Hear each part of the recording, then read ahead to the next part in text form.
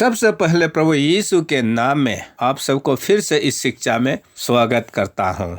पिछला एपिसोड में मैंने कब्र के बाद जो जीवन होता है, प्रभु को विश्वास नहीं करने वाला लोगों का क्या होगा और प्रभु को विश्वास करने वाला लोगों का क्या होगा, उसको चार्ट का साथ पूरा दिखाया था।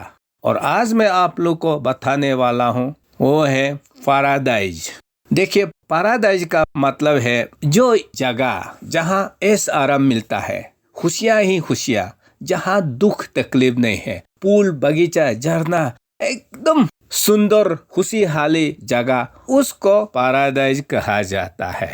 तो बाइबल में भी प्रभु को जो लोग विश्वास करेगा, वो जहाँ कब्र के बाद रहेंगे, उस जगह को पैराडाइज कहा गया है। और ये पैराडाइज को लेकर बाइबल में दो जगह का बात किया गया है। एक तो सियोल पैराडाइज और दूसरा जो है स्वर्ग पैराडाइज। तो इसलिए आज ये दो पैराडाइज का बारे में हम लोग चर्चा करेंगे। वरना पैराडाइज शब्द आप न्यू टेस्टामेंट में जहाँ जहाँ दिखाई देता है, तो आप वो एक ही जगह का बात को कर रहा है, फिर आप लोग समझ लेगा। इसलिए कौन सा पैराडाइज किसका है, वो हम लोग आज यहाँ स्पष्ट किया जाएगा। तो सबसे पहले हम बात करेंगे सियोल पैराडाइज। देखिए, मैंने आप सबको ऑलरेडी बता चुका हूँ कि ओल्ड टेस्टामेंट का समय में जो प्रभु को विश्वास करके इस संसार से मर गया, उन लोगों का प्राण को स्वर्ग जाने नहीं दिया गया था, मगर उन लोगों को सियोल का दुनिया में जाने दिया गया था। तो मैं आप सबको बता चुका हूँ कि सियोल का बराबर हेल कमरा प्लस पैराडाइज कमरा। तो यीशु मसीह का साथ कलवरी क्रॉस पर उस दिन जो दो चोर मर गया था, उसमें से एक चोर पछताया, और पछताने वाला को लूक चैप्टर 23 वर्स 43 में कहा कि हाँ, आज ही आप मेरे साथ पैराडाइज में होंगे, वादा किया। तो जिस दिन यीशु मसीह मरा, पूरा बाइबल वर्स को दिखाते हुए मैं आप सबको बता चुका था कि वो सियोल का दुनिया में चला गया। तो पछताने वाला चोर भी मरने का साथ साथ कहाँ जाना चाहिए? वो सियोल का अंदर में जो पैराडाइज कमरा है, वहाँ चला गया।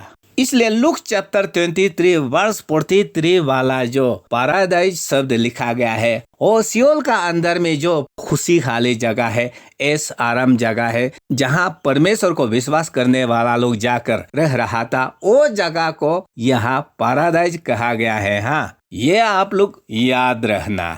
उसका बाद दूसरा जो पैराडाइज है, वो हेवन वाला पैराडाइज, जहाँ परमेश्वर यीशु मसीह रहता है। उसको 2 कोरिन्थियन चैप्टर 12 वर्स 2 और 3 को आप लोग देखिए। यहाँ पौल अपने बारे में बताते हुए कहता है कि उसको 14 साल पहले तीसरा स्वर्ग में उठाया गया है, और वो तीसरा स्वर्ग को वर्स 3 में क्या कहा है? पैराडाइज कहा गया है।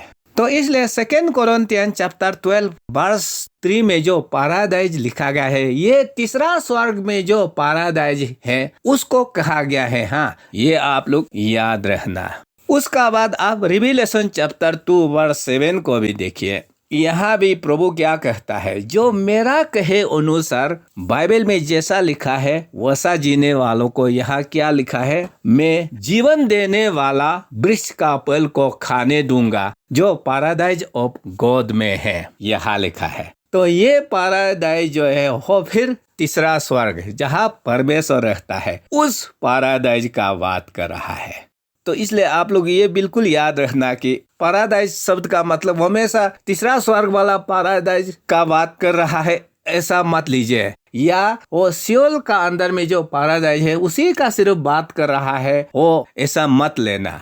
वो लूक चैप्टर 23 वर्स 43 वाला पैराडाइज जो है, वो सियोल का अंदर में जो पैराडाइज है वो है। हाँ, और ये 2 कोरिन्थियन चैप्टर 12 वर्स 3 और रिविलेशन चैप्टर 2 वर्स 7 वाला पैराडाइज जो है, वो ऊपर वाला स्वर्ग वाला पैराडाइज का बात कर रहा है। हाँ, ये आप लोग क्लियर कर लीजिए।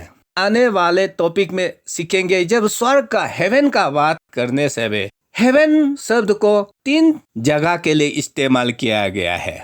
एक तो हमारा अर्थ एटमॉस्फेयर, जहाँ तक एयर रहता है, उसको भी हेवन कहा गया है। और दूसरा जो है वो जो हमारा अर्थ एटमॉस्फेयर का उस पार में जहाँ तारा मंडल शुरू होता है, वो तारों का दुनिया को भी हेवन कहा गया है।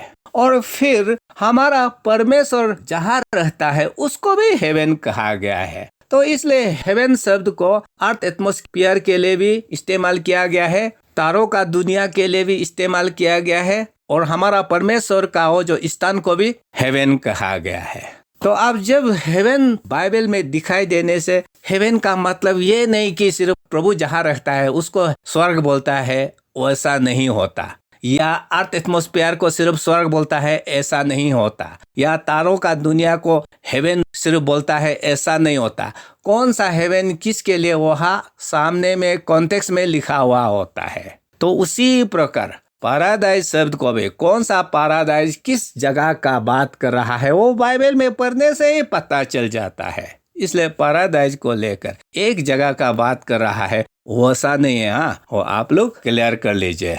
तो इसलिए आज मैं पैराडाइज को लेकर कंफ्यूज हो सकता है बोलकर मैं यहाँ क्लियर कर रहा हूँ। और कंक्लूजन में मैं ये आप लोग को बताना चाहता हूँ कि पैराडाइज जो है दो जगह के लिए इस्तेमाल किया गया है।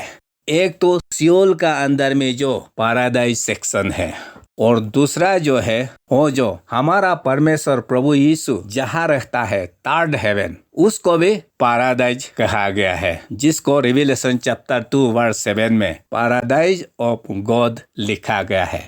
तो नेक्स्ट एपिसोड रहेगा degrees of punishment in hell. Hello में किस तरह से अलग अलग पनिशमेंट लोगों को दिया जाता है उसका विषय में डिटेल चर्चा करूंगा। तब तक के लिए प्रभु आप सबका साथ बना रहे। धन्यवाद।